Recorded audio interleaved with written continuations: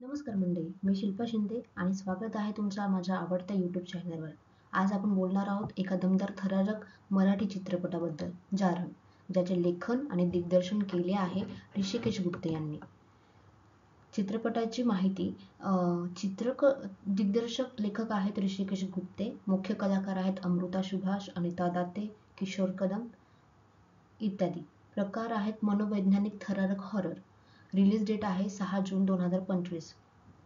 जारण म्हणजे गावातील एका कुटुंबाच्या भोवती फिरणारी गोष्ट आहे, ज्यात काळी जादू, अंधश्रद्धा आणि मानसशास्त्रीय तडजोडे खुलतात.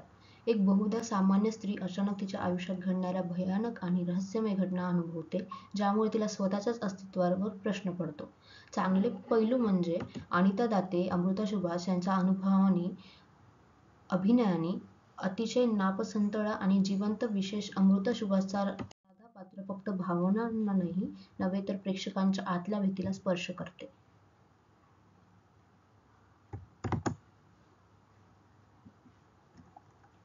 तर बघूयात ऑडियन्सचे रिव्ह्यू.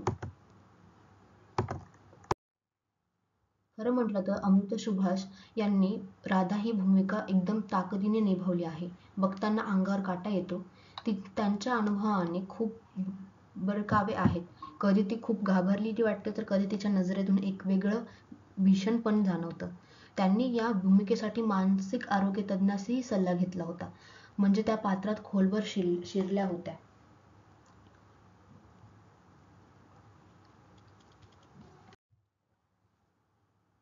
दुसरं पात्र म्हटलं तर त्यांची लहानपणाची राधा.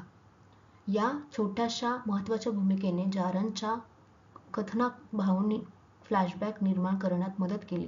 तीच गमतीची गोंधळ आणि काळा जादू याचं मूळ गडबड करणारी भूमिका होती.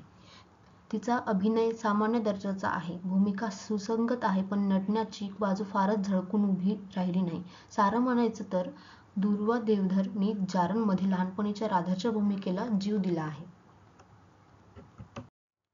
अनिता दाते हे पात्र खूप ब्लॅक मॅजिक, विश्वासवादी, आविष्कार करणारं होतं. त्यांचा विच रोल काळ्या जादूतून तिला दबंगपणे समोर आणतो. गावे आणि राधाच्या जीवनात ती एक भयंकर स्थायी टिकणारी आठवण निर्माण करते. यांनी या पात्रात जादूच केली आहे. लहान स्क्रीन टाइम असूनही त्यांच्या प्रत्येक दृश्याने ती पात्र इतकी टळीपणे व्यक्त केली की प्रेक्षकांच्या लक्षात राहते.